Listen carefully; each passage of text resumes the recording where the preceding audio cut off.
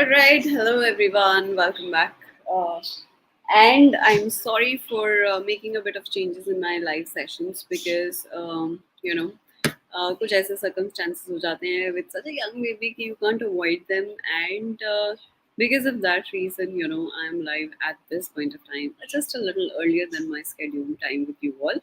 So I hope कि सब लोग notification देख के फटाफट से join कर लें because I don't want people to miss my live session. I want majority of the people to be there, speak, discuss, and do everything that is possibly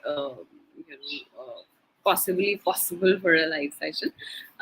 Today's live session में आज जैसा आप जानते हैं कि जितना भी remaining portion है chapter 1 का वो हम लोग वाइंड अप करने वाले हैं, एंड साथ ही साथ जो कुछ सवाल या जवाब बनते हैं उस चैप्टर के, मैं उनको भी आप सभी लोगों के साथ डिस्कस करूँगी. In case you're listening to me, in case you have any सवाल जवाब, you have any question, तो मुझे कमेंट सेक्शन पे ज़रूर लिख करके भेजो ताकि मैं उन सवालों को अपने लाइव सेशन के दौरान ले लूँ और आप सभी लोगों की जो जो कन्फ्यूजन्स हैं उनको दूर करने की पूरी कोशिश करूँ. For last few days, I am, to be extremely honest, thoroughly enjoying, the live sessions क्योंकि मुझे बहुत मज़ा आता है जब there are people who are interacting, there are people who are talking, और बढ़िया तरीके से अगर काम बनता है होता है तो मुझे तो बहुत ही अच्छा लगता है. And the wholesome purpose of doing this live session कि आप लोगों को मेरी क्लास से कुछ फ़ायदा हो. So I can see children are responding, children are talking कि उन लोग बहुत अच्छा लग रहा है, क्लासेस बहुत हेल्पफुल लग रही हैं, कुछ बच्चे सिर्फ मेरी ही क्लास के अंदर पढ़ रहे हैं. तो ये जो फीलिंग है ना, ये बहुत अच्छी फीलिंग है. To be honest, that's what drives me to do the sessions with you all. There has been time जब मैं सेशन नहीं लेती हूँ बिकॉज आई फील कि कोई इंटरेस्टेड नहीं होगा इस टाइम पे, क्योंकि बच्चों की ये टेंडेंसी होती है कि जब तक उनके ऊपर थोड़ा प्रेशर ना पड़े या थोड़ा सा जो है सिनेरियो वो ना हो, टफ सिचुएशन ना हो, वो थोड़ा सा पढ़ाई नहीं करते हैं, ढीले ढाले चलते हैं. So considering that fact in mind, मैंने ये सोच के रखा था कि जब थोड़ा सा हम लोग एग्ज़ाम के करीब पहुंच जाएंगे, मैं तभी अपना लाइव सेशन ऑन करूंगी आप सभी लोगों के साथ. And looks like it was a very successful technique, क्योंकि आई सी कई बच्चे जो है आते हैं, ज्वाइन करते हैं, बात करते हैं, जो कि पहले नहीं होता था. सो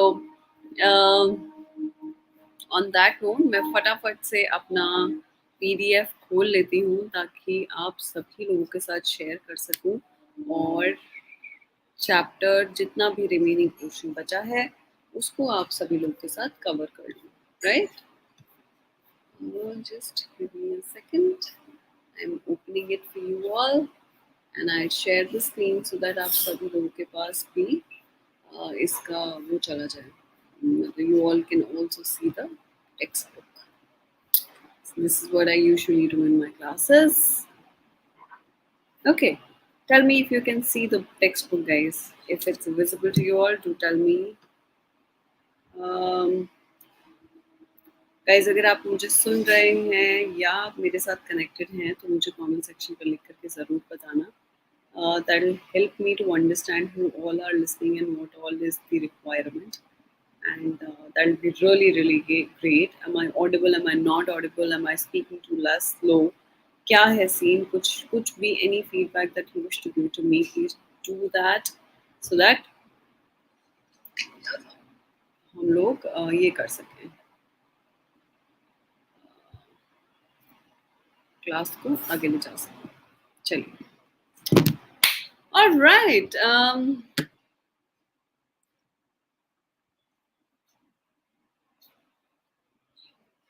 Hello, ma'am. I was waiting for you. Hi, Shashank. So wonderful to have you, dear. Thank you for waiting for me. And I hope you got the notification for the early class. चलो, आज जो हम class शुरू करने वाले हैं, you're clearly audible and the screen is visible. Thank you. All right. So आज जो सेक्शन हम शुरू करने वाले हैं वो है कल्चर एंड इंटेलिजेंस, जो कि लास्ट पोर्शन है. गाइस, मुझे ऐसा लगता है जो लास्ट पोर्शन है यहाँ से कुछ सवाल जो हैं बनते हैं, और आपको इस पोर्शन के अंदर क्लैरिटी होना बहुत ज़रूरी है. सर्टेनली कुछ सेक्शन आप रट नहीं पाओगे, कुछ सेक्शन को अगर आप समझ लोगे तो उसको आंसर करने में आपको आसानी रहेगी. ठीक है. सो पहली तो ये 1 मार्क क्वेश्चन के पॉइंट ऑफ व्यू से the cultural environment provides a context of for intelligence to develop. Vygotsky, a Russian psychologist, argued that culture provides a social context in which people live, grow, and understand the whole world around them. So it was Vygotsky who essentially emphasized upon the role of a culture in the development of intelligence in an individual. So please make sure that you know this guy's name because this is extremely important. If you don't do that, तो problem हो सकती है. एक number का सवाल रहता है. So from your previous reading, you know that the culture is collective system of customs, beliefs, attitudes, achievements in arts and literature. So हमें पता होना चाहिए culture होता क्या है and how can we explain them. Okay. Then the unique feature of culture now finds some representation in the theories of intelligence. Now, how did Sternberg explain it as? Sternberg's notion of contextual and practical intelligence implies that the intelligence is a product of culture. So, अगर option like यानी कि MCQ देते हैं, ठीक है, और MCQ में अगर लेट्स से वाइगोत्स्की का नाम ना लिख के वो स्टर्नबर्ग का नाम लिखते हैं गाइस, तो that will also be a correct answer. ये एक नंबर के सवाल के लिए आपकी तैयारी है क्योंकि पूछा जा सकता है कि मतलब सेम सवाल पूछ लेंगे और they would expect you to mark Sternberg and Vygotsky won't even there be in the option. So Sternberg की भी one of the theory of contextual intelligence और प्रैक्टिकल इंटेलिजेंस यही इम्प्लाई करती है कि इंसान जो है अपने एनवायरनमेंट या अपने कल्चर के साथ इवॉल्व होके ये करता है, क्या कहते हैं, इंटेलिजेंस और ग्रो करता है एंड एक्ट अकॉर्डिंगली करता है. So Vygotsky also believed that a culture like individuals have their own, they grow and change, and in the process specify what will be end product of the successful intellectual development. According to him, elementary mental functions, that is crying, attending to mother's voice, etc., are universal, and the manner in which the higher mental functioning, so the problem solving thinking operates largely is a cultural product. So कुछ चीजें ऐसी होती हैं जो कि inborn होती हैं, जो कि इनेट होती हैं, but on the contrary there are certain things which we tend to learn from the culture. Okay, so make sure that you know this portion very well.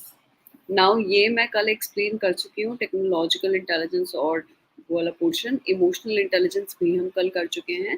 This next section which we speak of right now is the abilities. Now specific abilities की जब हम बात करते हैं, so we speak of majorly three types of abilities: aptitude, interest, and majorly two: aptitude and interest. So you need to understand कि aptitude क्या होता है. Aptitude होता है किसी भी इंसान की underlying potential to perform an activity. Okay, for example कि I have a flair for dancing. So if I learn dancing, I would be a faster learner. So that's I had an aptitude in it. So by training myself in that particular area or particular zone, I'm gonna excel in it. So that's what is your aptitude. बात की जाए interest की, तो मुझे नहीं लगता है interest is anything that I need to explain. Interest का सिंपल मतलब होता है कि if let's say you been given 2-3 options, which option you choose to work or choose to go ahead with is basically because of your interest area, and that also is called interest. So a very simple concept, you need to do it as it is. ठीक है, कुछ भी वो नहीं है इसके अंदर, like there is no rocket science in this. ठीक है, I hope so far we are good to go. Now over here, what do you need to learn, what do you get to understand is the specific या independent aptitude और multiple aptitude. So इसका concept same है, battery of test और individual test जैसा ही है. I'm so sorry, I'm like yawning for some reason today. So जब हम independent test की बात करते हैं तो we refer to specific individual aptitude test. Whereas जब हम मल्टीपल एप्टीट्यूड टेस्ट की बात करते हैं तो इसका मतलब होता है it's a battery of test. And battery का मतलब बाय नाउ आप सभी लोग समझते हैं. ठीक है, so differential aptitude test DAT full form पता होना चाहिए. General aptitude test battery full form पता होना चाहिए. ASVAB यानी कि arm services vocational aptitude battery full form आपको पता होना चाहिए. DAT के अंदर कौन कौन से 8 सब डायमेंशंस होते हैं, वो आपको पता होना चाहिए, और उसका इंडियन अडेप्टेशन किसने किया है, यानी कि जेएम ओझा ने जो इंडियन अडेप्टेशन किया है डीएटी का, वो भी आपको पता होना चाहिए। Important for a 1 mark question, because certainly 1 number का जो सवाल है वो किसी भी तरह से पूछा जा सकता है, एज यू ऑल नो। और मैं ऑलरेडी इस चीज़ के बारे में डिस्कस कर चुकी हूँ कि 1 नंबर के जो सवाल हैं उसको हम किसी भी फॉर्म में एक्सपेक्ट कर सकते हैं, and you never know how it's gonna be asked, so be ready for every damn thing that could come to your exam. अब बात करते हैं क्रिएटिविटी की, और this section speaks of creativity and how is creativity related to intelligence. Okay, जो first paragraph है that discusses about your 2 hypothetical examples. एक जगह पर जहां बताया है कि you know alright, the first paragraph speaks of explaining what is creativity. So they said that the creativity does not only mean that you are actually, a painter or an artist or something like that, but हम creativity को उस पैमाने पे नापते हैं जिसका मतलब होता है कि एनी इंडिविजुअल और any person who has the ability to create something new, to generate, to develop a new idea, be it science, be it any subject, be it kitchen, cooking, be it you are a technician, be it anybody who is actually producing or coming up with something new and novel, that individual would be considered as creative. ठीक है, सो जरूरी नहीं है कि आप टैगोर हैं तभी आप क्रिएटिव है, आइंस्टाइन है तभी आप क्रिएटिव है, आप क्रिएटिव यू नो आप क्रिएटिव शशांक होके भी कर सकते हैं, बन सकते हैं। ठीक है, so I hope I am being clear on this portion so far.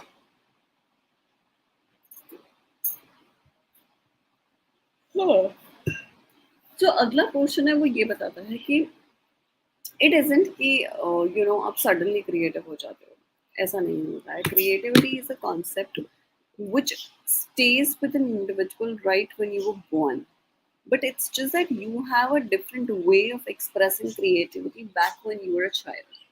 Okay, as in when we grow, as in when we become an adult or child or adolescent, our expression of creativity changes. So this is what you need to understand, and this is what you actually get to understand from this paragraph, that ROL suggests that the children begin to develop their imagination during the early years of childhood, but expresses creativity mostly through the physical activities and through the non-verbal ways, and eventually it changes. Okay, right? Shang got really happy. See, this is the idea. Okay. Uh,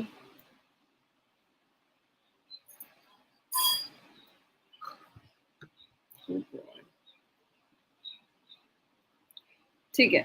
Now we discuss the relationship between creativity and intelligence. So guys, over here in this paragraph, you get to read about an example of two girls. Okay, एक लड़की है जो चीज़ों को as it is पढ़ती है और as it is replicate कर देती है.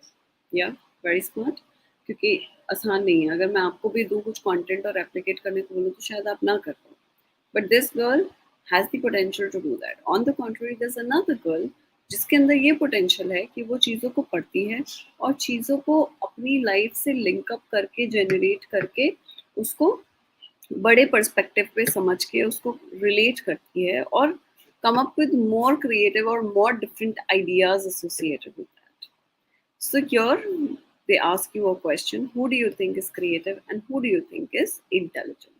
So ये इसका आंसर बहुत ही ऑब्वियस है. क्रिएटिव वो है जो कि एक नए और नॉवल सोल्यूशन या नॉवल आइडियाज के साथ कम अप कर पाता है. ऑन द कॉन्ट्ररी इंटेलिजेंट वो है जो सिंपली चीज़ों को रेप्लिकेट कर देता है and still able to actually come up with the same content. वो भी एक इंटेलिजेंट इंडिविजुअल का सिग्नेचर साइन होता है. Now this is, now we try to identify कि क्या इंटेलिजेंस क्रिएटिविटी के लिए ज़रूरी है, क्रिएटिविटी इंटेलिजेंस से किस तरह जुड़ी है, और ये सवाल आपसे पूछा जा सकता है. So be prepared for a 4 marker और अ 3 मार्कर और अ 5 मार्कर. मुझे ऐसा लगता है कि ये एक ज़रूरी सवाल है जिसके लिए आपको तैयारी करनी ज़रूरी है. This is my point of view about this particular question. ठीक है, just give me a second guys. Uh, just observing this one thing. एक सेकंड दीजिए मुझे. ठीक है. Okay. All right. Right. So Terman in 1920 found that a person with a high IQ were not necessarily creative. Okay. At the same point of time, creative ideas come from a person who did not have a very high IQ. So what they did is कि उन्होंने कुछ लोगों के ऊपर research किया और काफ़ी सालों तक किया, यानी कि वो बच्चे थे और बच्चे से वो बड़े हो गए तब तक भी उनके ऊपर वो रिसर्च करते रहे. और रिसर्च करते करते ये पाया कि वो लोग जो है जब as as child they were exceptionally gifted children. Okay, gifted individuals. But जब वो बड़े हुए तो दे डिड नॉट डेमोन्स्ट्रेट और show anything that was a certain related to creativity for that matter. So hence they come to a conclusion कि ये ज़रूरी नहीं है anyone who's high on intelligence will also be high on creativity.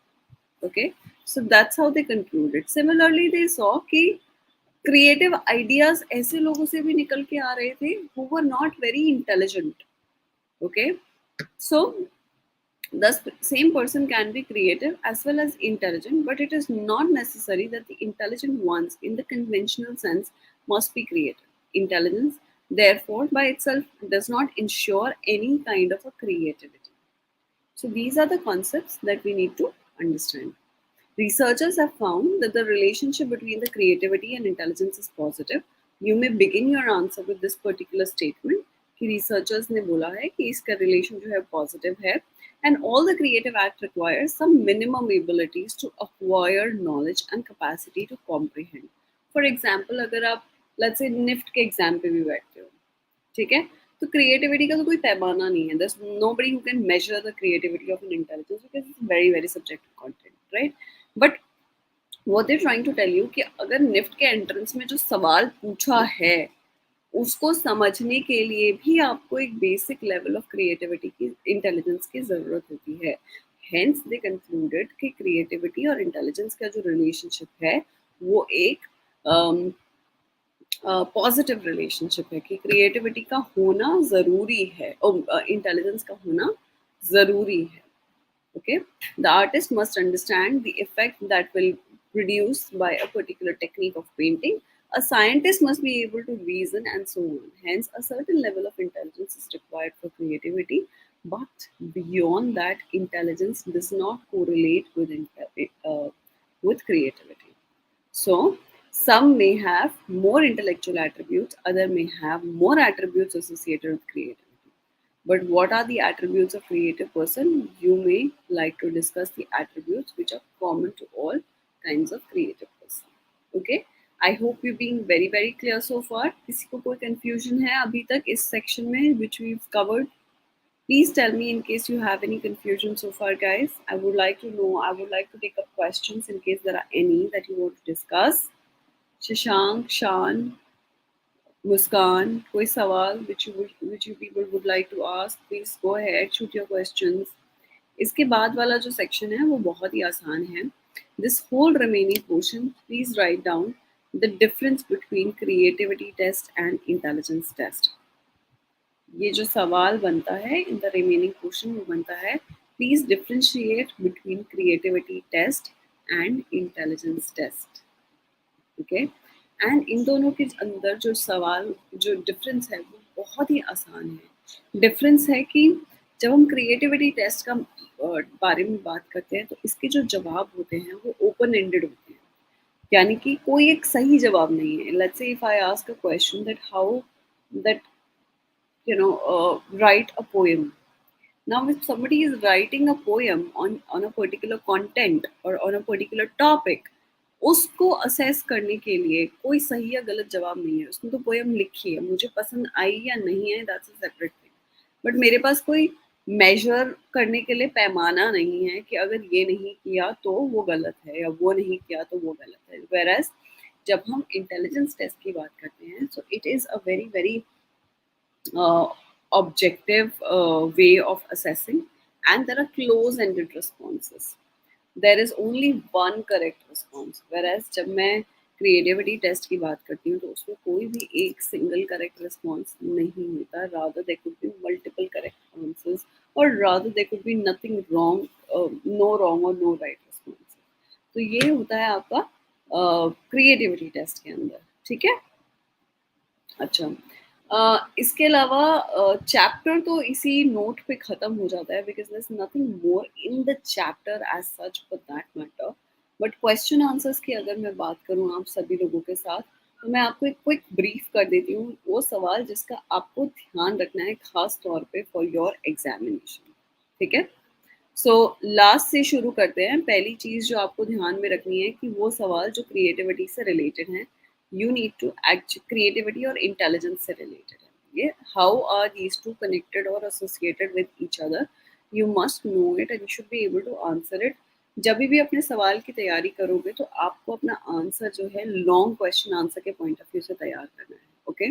Do not prepare your answer for a short question point answer point of view, क्योंकि आप बड़े की तैयारी करेंगे तो छोटा ऑटोमेटिकली आंसर कर पाएंगे, बड़े छोटे की तैयारी करेंगे और बड़े वेटेज में आ गया तो चीज़ें गड़बड़ हो जाएंगी। So first of all what you need to know is the difference between creativity and intelligence test. Secondly the relationship between the creativity and intelligence is something that you must do it. मुझे ऐसा लगता है कि इसको ignore करके you can और you might be making a very big mistake, so this is something that you should not ignore, ठीक है। Then you must do emotional intelligence and characteristics of an emotionally intelligent individual। मुझे लगता है कि इसको कर लेना बहुत ही समझदारी का काम होगा। Difference between technological and integral intelligence करना बहुत ज़रूरी है। Intelligence in testing in India में 1 मार्क के पॉइंट ऑफ व्यू से सारा जो पोर्शन है उसको कर लेना। Then culture fair, culture bias is okay. You can do it easily. There's no problem in this. Um, difference between ये तो ठीक है, इजी है। आई क्यू रेंजेस पक्का से लर्न कर लेना, एब्रीवेशंस पक्का से लर्न कर लेना, intelligence and interplay of nature versus nurture पक्का से कर लेना। And then you know definitions, oh sorry, not the definition, the theories of intelligence, मुझे लगता है these are also not to be missed section, कभी भी कहीं से भी पूछ सकते हैं। then you must also do the difference between psychometric and information processing model, ये वाला पोर्शन भी मुझे लगता है that you must not skip, okay. Apart from that जितने भी सेक्शंस हैं वो बहुत ही आसान हैं, they are all very easy to handle, there is nothing as such which you can not manage. But ये वाले जो सवाल हैं, ये वाले जो क्वेश्चंस हैं, इसके अंदर आपको खास तौर पे ध्यान रखना है कि आप कुछ भी इसमें से मिस ना करें, क्योंकि हर चैप्टर के कुछ एक ऑब्वियस क्वेश्चंस होते हैं, कुछ एक ब्रॉडर क्वेश्चंस होते हैं that you must actually take care of, correct.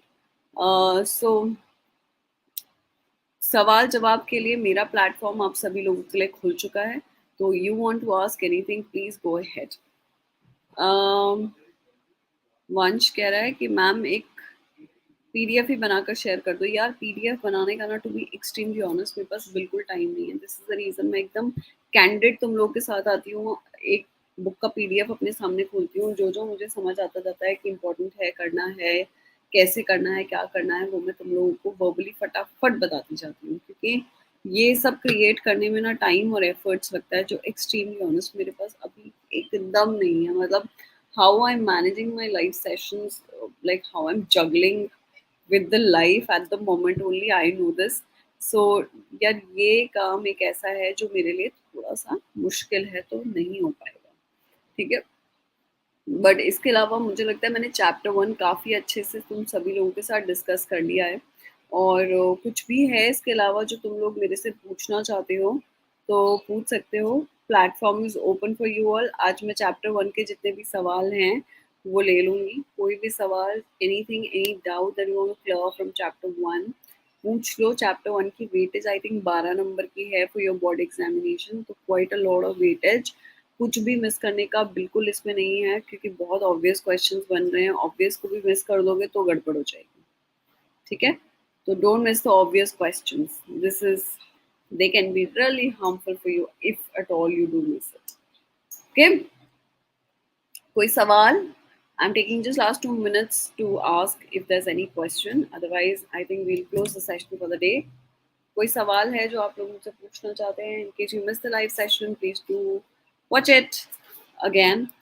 You can also follow me on my Instagram handle, which is Unlock Psychology. And अच्छा, वंश कह रहा है फिगर 1.2 बता दो मैम. लेट मी सी. फिगर 1.2 में क्या है? 1.2 1.2 1.2 फिगर 1.2. अच्छा, फिगर 1.2 ये तो ये है. Oh, figure 1.2 is about the normal curve वंश. एंड नॉर्मल कर्व का मतलब होता है कि जहाँ पर it's basically the distribution of population that's been shown, and they have shown it in the form of a normal curve. Normal curve का मतलब होता है एक bell shaped curve जिसमें आपका जो right side of the bell होता है, that is equal to the left side of the bell shape, और वो symmetrical in nature होते हैं, जिसका मतलब है कि साइड में जो दो एंड होते हैं उसमें मिनिमम अमाउंट ऑफ पॉपुलेशन लाई करती है, एंड द सेंटर एरिया जहाँ पर कर्व जो है पीक पर होता है वहाँ पर मेजॉरिटी ऑफ द पॉपुलेशन लाई करती है. So it's an explanation for a normal curve. ठीक है, so you should know it. Diagram भी पूछ सकते हैं. तो या दिस इज इट. कुछ और है जो पूछना चाहते हो तो बताओ, अदरवाइज सिंपल ही है कॉन्सेप्ट. तो बाकी yeah. Okay, so looks like nobody else has any other further question to ask. मुझे लगता है कि फिर हम लोग आज का सेशन क्लोज करते हैं, and I am gonna catch up with you all tomorrow. I will see which chapter to be start tomorrow. मुझे लगता है हम लोग या तो सेकंड कर लेंगे, because second is also quite a lengthy chapter.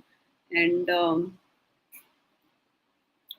हाँ, एनसीईआरटी रीड करना बहुत ज़्यादा ज़रूरी है. दैट्स एक्सट्रीमली इम्पॉर्टेंट वंश. एंड एनसीईआरटी से ही सवाल बनते हैं, तो अगर आप उसके ऊपर अपनी कमांड ले लोगे तो मुझे नहीं लगता है that anybody can stop you to get full marks in an exam. So go head with reading NCERT. 99% कल मैं चैप्टर 2 ही शुरू करने वाली हूँ. So do catch up with me tomorrow 4:30 hopefully for the session. 4 to 4:30 के बीच में ही करेंगे. And do take care of your self, and I will see you soon.